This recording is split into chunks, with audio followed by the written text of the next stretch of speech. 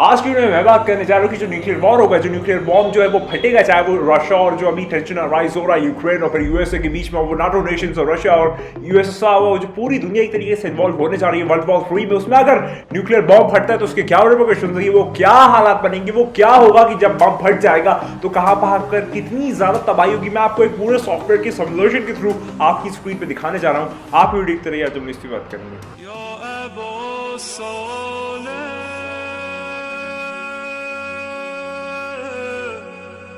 तो भाई बात का आगाज करते हैं। जैसे कि तुम लोग अभी जान रहे होगे कि अभी पूरी दुनिया में हर जगह पर एक बहुत टेंशन और राइज है कि भाई क्या होने वाला है, किस तरीके से बम फटेगा, अगर क्या बम फट जाएगा तो पूरी दुनिया तबाह हो जाएगी, या ये जो ग्लोब है वो फट जाएगा, क्या लोग जो है एक भी नहीं बचेंगे, किस तरीके से चीजें पेश आएंगी, यूएसएसआर या फिर आप रशिया ले ले और रशिया और नाटो नेशंस में कौन जीतेगा। इस टाइप के बहुत सारे सवाल हैं जो हमें परेशान कर रहे हैं और हमें आ रहे हैं। तो चलिए आज जो है मैं आपको एक सिमुलेशन यानी कि आपको एक टैक्टिकल एनालिसिस देने जा रहा हूं कि जब न्यूक्लियर बॉम्ब जो है वो फट जाएगा, नाटो नेशंस और जो यूएसए यानी कि रशिया है उसमें लड़ाई हो जाएगी, और जब लड़ाई शुरू होगी तो जब बॉम्बिंग स्टार्ट होगी, क्योंकि देखिए जब भी लड़ाई होती है मौतें दोनों तरफ होती है, जो लोग मरते हैं वो दोनों फौजों के मरते हैं। तो जब ये चीज़ स्टार्ट होगी उसके बाद किस तरीके से जो एनालिसिस है वो मैं आपको देने जा रहा हूँ कि कहाँ बॉम्ब फटेगा, कितने लोग मरेंगे, और हम लोग अभी जो दो टैक्टिकल सिचुएशंस लेने जा रहे हैं वो नाटो नेशंस लेंगे। वैसे ही यूएसए रशिया है, लेकिन हम लोग फिर भी नाटो नेशंस लेंगे जो कि यूएसए के साथ होगा, और हम लोग लेंगे दूसरी तरफ रशिया जो कि एक खुद में बहुत बड़ी कंट्री, बल्कि सबसे बड़ी कंट्री है।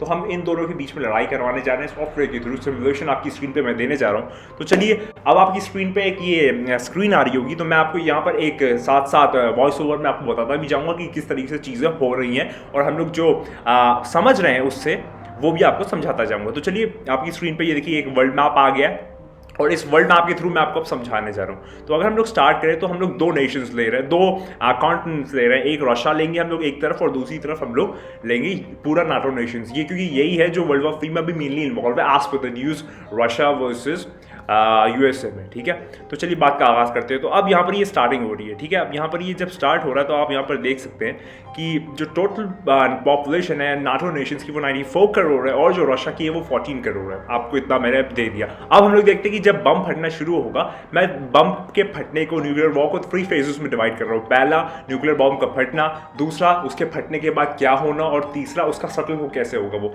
तो चलिए स्टार्ट करते हैं। अब यहाँ पर देखिए जो नेशंस है वो जब लड़ाई स्टार्ट करेंगे तो वक्त भी आपको बताता जाऊंगा कितने वक्त में कितना धमाका हो रहा है, कितना ज़्यादा उसके अंदर कैजुअलिटीज आ रही, कितने लोग मर रहे हैं, आपकी स्क्रीन पे सब कुछ आता जाएगा। तो चलिए हम लोग अब बम फोड़ना स्टार्ट करते हैं। जब हमने बम फोड़ना स्टार्ट किया तो देखिए यहाँ पर बम जहाँ जहाँ आपको रेड डॉट्स दिख रहे हैं वो बम फट रहा है। जहाँ जहाँ बम फट रहा है आप देख सकते हैं वहाँ पर एक्सपेंशन हो रहा है, एक यूएसए की तरफ भी हो रहा है, एक रशिया की तरफ भी हो रहा है, बीच के नाटो नेशंस की तरफ भी हो रहा है, यहाँ पर यूक्रेन भी इन्वॉल्व है, और जितने भी और नाटो नेशंस हैं सारे यहाँ पर इन्वॉल्व है। नीचे आप देख सकते हैं 7 घंटे 8 घंटे वक्त गुजरता जा रहा है। आप देख सकते हैं उसका जो प्रकोप है वो बढ़ता चला जा रहा है, उसकी जो टेंडेंसी, उसकी जो इंटेंसिटी है, सारी चीजें जो है वो आपकी स्क्रीन पर बढ़ती चली जा रही है। आप देख सकते हैं कि दोनों तरीफे में लाल लाल वो जो एक स्पॉट्स है वो आपके लिए एंगर और आपके लिए टेंडेंसी ऑफ आप कह सकते हैं एक्सप्लोजन दिखा रहा है। अब आप देख सकते हैं कैजुअलिटीज जो है वो लगातार बढ़ती चली जा रही है। 14 करोड़ के अंदर फिर 15 करोड़ हो गया, फिर 52 15 करोड़, तो 5 लाख, ऐसा कुछ बढ़ता ही चला जा रहा है। आप यहाँ पर देख रहे हैं लगातार 20 घंटे गुजर गए, 21 घंटे गुजर गए, 16 करोड़ हो गया। अब देखिए लगातार वक्त मतलब फट रहा है ना हर जगह पर, क्योंकि न्यूक्लियर बॉम्ब जब होता है तो फिर वो एक्सपैंडेड फॉर्म में फटता चला जाता है। फिर 17 करोड़ हो गया, 24 घंटे में 17 करोड़ कैजुअलिटीज आ रही पूरी दुनिया में। अब आप यहाँ पर देख सकते हैं अफेक्टेड रीजन कौन कहां पर कितना किसका अफेक्शन हुआ, मतलब लोग मरे। हम लोग नाटो रीजन देखें तो वहां पर 86 करोड़ जो लोग हैं उन्होंने अपनी जान खो दी, वो लोग वहां पर मर गए। और जो रशिया है वहां पर 91 करोड़ लोगों ने अपनी जान खो दी, लोग मर गए इस न्यूक्लियर वॉर के थ्रू। वहां पर लोग ही जाने कहीं, और ये सिर्फ 24 घंटे में हुआ है, सिर्फ 24 घंटे। और अभी न्यूक्लियर वॉर खत्म नहीं हुआ, अभी स्टार्ट हुआ, अभी इसकी स्टार्टिंग हुआ। अब आप देखिए कि न्यूक्लियर वॉर जब फटता है तो ऑन द स्पॉट जो कि आप कह सकते हैं जो devastation, destruction, manipulation, concoction, fabrication जो कुछ भी होता है वो तो होता ही है, लेकिन उसके फटने के बाद जब उसके जो अंदर के रेडियो एक्टिव पार्टिकल्स हर जगह फैलना शुरू होते हैं ना, हवा के थ्रू, हवा जब चलती है एक कंट्री से दूसरी कंट्री, विंड वेव्स चलती है, विंड करंट चलते हैं, तो उसके थ्रू कितना ज्यादा तकलीफें आएंगी आप वो देखिए। मैं आगे आपको वीडियो दिखा रहा हूं, अब आप यहां से देखना स्टार्ट करिए कि जब आप दूसरा फेज स्टार्ट होगा जिसको हम लोग कहते हैं न्यूक्लियर फॉल आउट, यानी कि वो जो पार्टिकल्स फट गए, रेडियो एक्टिव पार्टिकल्स, जब वो विंड के थ्रू ट्रैवल करना स्टार्ट करेंगे, फिर आप देखिए कितना ज्यादा मुश्किलात और कितना हैबतनाक ये होने जा रहा है। अब हम लोग फिर देखेंगे, अभी हमारे पास जो कैजुअलिटीज है, मतलब जो पहला बम फटेगा न्यूक्लियर वॉर हर तरफ, वहां पर 17 करोड़ पे हम लोग आके रुके 24 घंटे में, सिर्फ और सिर्फ 24 घंटे। अब हम लोग न्यूक्लियर फॉल आउट पे बात करते हैं। अब स्टार्ट करते हैं न्यूक्लियर फॉल आउट, हमने स्टार्ट कर दिया एक दिन। अब आप यहाँ पर देखिए, अब वो जो रेडियो एक्टिव पार्टिकल्स है वो फैलना शुरू हुए।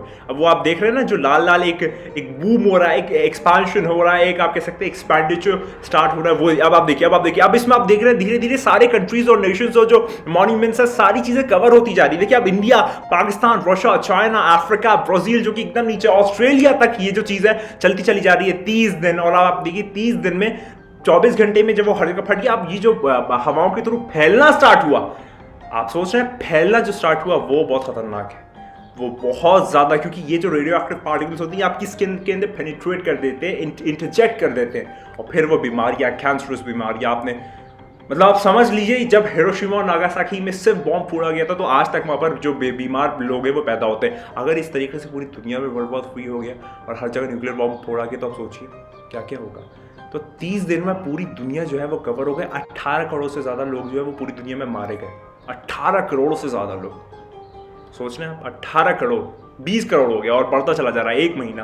अब हम लोग थर्ड फेज जो है, हमने देखा कि जो दूसरा फेज था फॉल आउट का, उसमें अंदर पूरी दुनिया कवर हो गई और उसके जो जितने भी रेडियो एक्टिव पार्टिकल्स थे उसने सारी दुनिया को घेर लिया। लेकिन अब जो हमारा थर्ड फैक्टर आएगा, यानी कि अब इसको फैलने के बाद जब ये सटल होगा, जब ये नीचे जाएगा, क्योंकि जब ठंडा होगा माहौल, तो वो कितना टाइम में ठंडा होगा और किस तरीके से ठंडा होगा मैं आपको आगे दिखा रहा हूँ। आप यहाँ से देखना स्टार्ट कीजिए, 3 महीने, 4 महीने, 5, मतलब इस तरीके से देखिए कैजुअलिटीज बढ़ती चली जा रही है। ठंडा होने के बावजूद भी मतलब वो इसके अंदर इतने रेडियो एक्टिव पार्टिकल्स हैं कि उसका जो विंटर आएगा वो भी बहुत ज्यादा खतरनाक आएगा।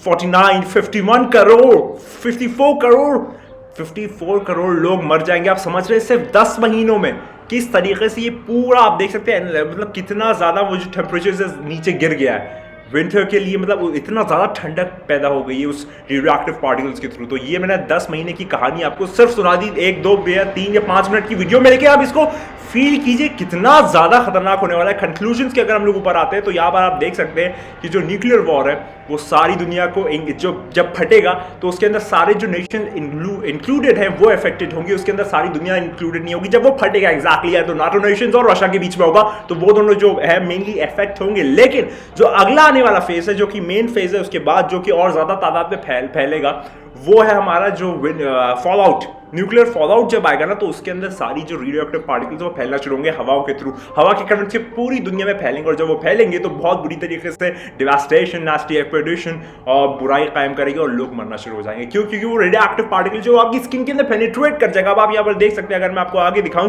कि ये जो न्यूक्लियर वॉर है, इसका जो फर्स्ट एक्सपेंशन है, बम फटना, जो सेकंड स्टेज मैंने आपको दिखाई थी जो की थी फॉल आउट की, उसके अंदर अब अगर आप देखें तो वहाँ पर वो जो लोग इसमें जो मरेंगे वो सबसे ज़्यादा होंगे। इसमें अंदर स्किन रेडिएशंस और स्किन की बीमारियाँ, जितनी भी स्किन की बीमारियाँ होंगी वो यहाँ पर होगी। कैंसरस भी पेशेंट्स हो सकते हैं। 54 करोड़ जो दुनिया की पॉपुलेशन है वो खो देंगे।